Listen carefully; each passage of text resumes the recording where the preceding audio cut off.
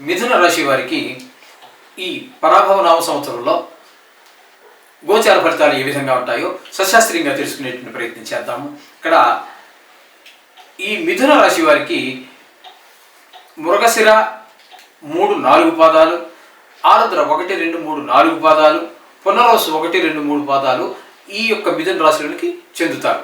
వీరికి ఆదాయం 8, వ్యయం 14 కనిపిస్తున్నది. ఇంకా రాజపూజ్యం అంటే గౌరవం 1 కనిపిస్తోంది, అవమానం 7 కనిపిస్తోంది. అయితే దీన్ని బట్టి మనం నిర్ణయించజాలము లోపల ఉన్నటువంటి గ్రహాలు లోహమూర్తిగా ఉన్నారా, సువర్ణమూర్తిగా ఉన్నారా, ఏ స్థానంలో ఉన్నారు అనేటటువంటి దాన్ని బట్టి మనం కొంచెం ఎక్కువ తెలుసుకునేటువంటి, మరింత క్షుణ్ణంగా తెలుసుకునేటువంటి. దీన్ని చూసే కంగారు పడిపోవద్దండి. ఇక్కడ వ్యయం 11 అన్నారు, ఆదాయం 8 అన్నారు, అక్కడ పడిపోయింది కదండి నా జాతకం అంటున్నారు కొంతమంది. అక్కడ దాన్ని చూసి కంగారు పడకండి. అని చేత మిగతా లోపలికి వెళ్ళాక ఆయన సువర్ణమూర్తిగా ఉన్నారనుకోండి, చెయ్యి ఇవ్వవలసిన ఫలితం కన్నా మంచి ఫలితాన్ని ఇవ్వగలుగుతారు. అలాగే రజమూర్తిగా ఉన్నారనుకోండి, చెడు చేయవలసిన గ్రహం కూడా మంచి చేస్తుంది. ఇట్లాంటి కొన్ని ఉంటాయి. అవన్నీ అది ఇప్పుడు మనం ఇక్కడ చెప్పుకునే సాధ్యపడే విషయం కాదు. ఇది కోర్స్ చేసిన వాళ్ళకి మాత్రమే అర్థమవుతుంది. లేదా మీకు తెలుసుకోవాలని ఇంట్రెస్ట్ ఉంటే మీరు కూడా కోర్స్ నేర్పేవాళ్ళు చాలామంది ఉన్నారు. వారి దగ్గరికి వెళ్ళి కోర్సు నేర్చుకోండి. తప్పకుండా మీకు కూడా అన్ని అసాధ్యమైందే లేదండి, కొంచెం కష్టసాధ్యం అంతే. మనకు ఏది కష్టసాధ్యమో అసాధ్యం అని కాదండి. మనకి దాని మీద ఇష్టపూర్వకంగా నేర్చుకునే కొద్ది ఇంకా ఉత్సాహం పెరుగుతూనే ఉంటుంది, కానీ తగ్గదండి. ఈ విషయమనే కాదండి, ఏ విషయమైనా అంతే కష్టంగా కనిపిస్తాయి మనకు తెలియనప్పుడు. తెలిసే కోసింతే కదా అనిపిస్తుంది. మీ శ్రద్ధ పెట్టడం మీద ఆధారపడి ఉంటుంది. సరే, ఏదైనప్పటికీ ఇప్పుడు ఈ రాశి వారికి గురుడు 31వ తారీఖు మే నెల 2024 వరకు మిథున రాశిలో సంచారం చేస్తూ ఉన్నారు. అంటే జన్మంలోనే సంచారం చేస్తూ ఉన్నారు. తదుపరి ఆయన ద్వితీయ స్థానమైనటువంటి కర్కాటకంలో 31వ తారీఖు 10వ నెల వరకు ఉంటారు. తదుపరి అక్కడి నుంచి సింహంలోని ప్రవేశించి, కర్కాటక నుంచి సింహంలోని ప్రవేశించి అక్కడ అతిచారం వల్ల అక్కడి నుంచి ఆయన అక్కడ కూడా రజితమూర్తిగా ఉన్నారు. ఈ విధమైన ఫలితాలని మనం చూసుకోవాలి. అలాగే శని సంవత్సరం అంతా కూడా దశమ స్థానంలో మీనరాశిలో తామరమూర్తిగా ఉన్నారు. అలాగే రాహు మనం తీసుకున్నట్టయితే సంవత్సరాదిలాగా 5 కుంభరాశిలో 5వ తారీఖు డిసెంబర్ నెల 26 వరకు ఉంటారు. తదుపరి అష్టమ స్థానంలోనికి ప్రవేశిస్తారు, మకర రాశిలోకి ప్రవేశించి లోహమూర్తిగా ఉన్నారు అక్కడ. అంచేత అలాగే కేతువుని తీసుకున్నట్టయితే సంవత్సరాదిలాగా అయితే సింహరాశి యందు అంటే 5వ తారీఖు డిసెంబర్ నెల 26 వరకు ఆయన ఇక్కడ ఉండి తదుపరి ద్వితీయ స్థానంలోనికి కర్కాటకంలోనికి వస్తున్నారు.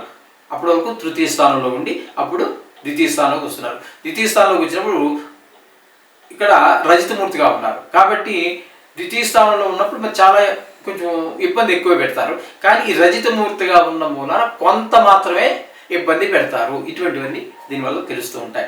ఈ రాశి వారికి ఏ రంగంలో ఉన్న వారికైనా సరే అభివృద్ధి ఏర్పడుతుంది. ఎట్లా అంటే ఆదాయం బాగుంటుంది, తలచిన కార్యాలన్నీ కూడా దిగ్విజయంగా పూర్తి చేయగలుగుతారు. అదేవిధంగా విద్యార్థులు ఉన్నత శ్రేణిలో పాస్ అవడం జరుగుతుంది. చదువు నిమిత్తం ఇతర ప్రాంతాలకు వెళ్ళవలసి రావచ్చు. అంటే ఊరు కావచ్చు లేదా దేశం కావచ్చు, ఏదైనా కావచ్చు. ఉన్నత విద్యల కోసం దూర ప్రాంతానికి వెళ్తారు. ఉద్యోగస్తులకి పని ఒత్తిడి హెచ్చుగా ఉంటుంది. ప్రమోషన్తో కూడిన ట్రాన్స్ఫర్, ఇది మంచిదే, సరదాగానే ఉంటుంది, సంతోషంగానే ఉంటుంది. ప్రమోషన్ అంటే జీతం పెరుగుతుంది కదండి, పదవి ఒక మెట్టు ఎక్కినట్టే కదా, జీతం పెరుగుతుంది, పదవి పెరుగుతుంది. తద్వారా జీవితాంతం వరకు కూడా ఇవి దాని యొక్క ఇంకంబెంట్స్ ఫలితాలు, రాబడులు ఏవైతే ఉన్నాయో అవన్నీ కూడా పెరుగుతూ ఉంటాయి. ఈ విధమైన పరిస్థితి అంతా కూడా ఉద్యోగస్తులు పని ఒత్తిడి ఎక్కువైనప్పటికీ కూడా ఈ విధమైనటువంటి సౌకర్యాలు ఉంటాయి. మొత్తమే సంతోషాన్ని అనుభవిస్తారు. ఇక వ్యవసాయదారులకు పంటలు బాగా పడతాయి, శ్రమకు తగ్గ ఫలితం కనబడుతుంది.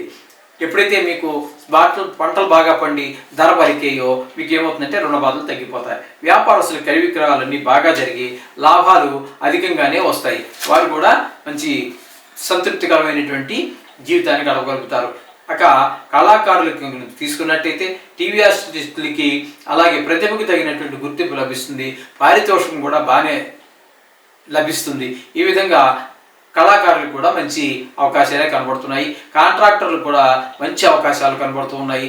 ఎందుకంటే వీరికి కూడా అధిక లాభాలన్నీ పొందుతారు, ధనాదాయం బాగుంటుంది, కాంట్రాక్టులు ఎక్కువగా లభించేటువంటి అవకాశం కనిపిస్తుంది. ఇక రాజకీయ నాయకులకు కూడా ప్రజాదరణ పెరుగుతుంది. ప్రజల్లో పనులన్నీ త్వరగా పూర్తి చేయగలుగుతారు. ప్రజలకు ఉన్నటువంటి సమస్యల్ని వారు తీర్చడం ద్వారా వారి పలుకుబడి పెరుగుతుంది. తద్వారా రాబోయేటటువంటి ఎన్నికల్లో కూడా వారు గెలుపు పొందేటువంటి అవకాశాలకి ఒక మెట్టు అవుతుంది అన్నమాట. ఈ రాశి స్త్రీలకి తలసినటువంటి పనులు ఏవైతే ఉన్నాయో అవన్నీ కూడా విజయవంతంగా నెరవేరుతాయి. ఆ విధంగా వివాహ శుభకార్యాలు చేయడానికి, ఉద్యోగ అవకాశాలు రావడానికి, అభివృద్ధి చెందడానికి మంచి అవకాశాలు, గృహ అవసరాలకి కావలసినటువంటి వస్తువులు సమకూర్చుకుంటూలోను అన్నింటిలోనూ కూడా వీరు సంతృప్తికరమైనటువంటి జీవితాన్ని పొందగలుగుతారు. అయితే మొత్తంగా మనం చెప్పుకోవాలన్నట్టయితే వీరికి ఈ రాశి వారు రాహుకి జపదానాలు,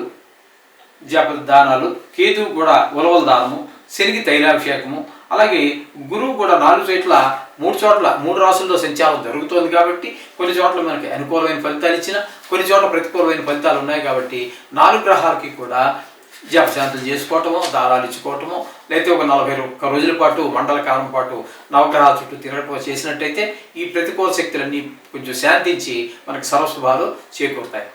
శుభం భూయాత్.